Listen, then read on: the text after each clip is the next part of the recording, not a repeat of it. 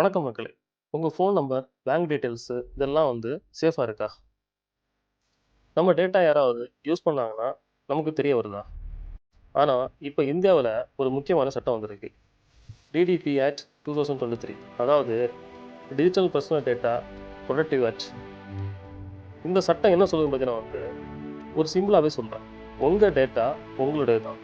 அதை வேறு யாருமே மிஸ்யூஸ் பண்ண விடாது. சரி, இப்போ இது ஒரு எக்ஸாம்பிளோட பார்ப்போம். இந்த ஆக்ட் எப்படி வேலை செய்யுது?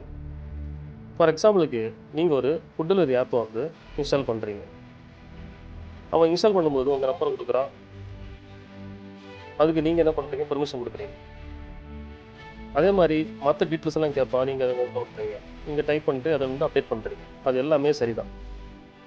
ஆனால் அந்த ஆப்புக்காரன் உங்களுடைய டேட்டாஸ் எடுத்து மற்ற யாருக்கும் விற்கவும் கூடாது. அந்த டீட்டெயில்ஸை வச்சு உங்களுக்கு பார்த்தீங்கன்னா எந்த ஒரு பிரச்சனையும் கிரியேட் பண்ண விடாது. நீங்கள் அந்த டேட்டாவை பார்க்கலாம். தவறாக இருக்கிறத நீங்கள் என்ன பண்ணிக்கலாம்? கரெக்ட் பண்ணிக்கலாம். இப்போ ரொம்ப நாளாக யூஸ் பண்ணாமல் இருந்த டேட்டாவை நீங்களே கம்ப்யூட்டர் பண்ணலாம், டெல் பண்ணலாம். ஆனால் எக்காரணம் கொண்டும் அந்த கம்பெனிக்காரன் அந்த டேட்டாவை வச்சு என்ன விடாது, வேறு எந்த ஒரு மிஸ்யூஸும் பண்ண விடாது.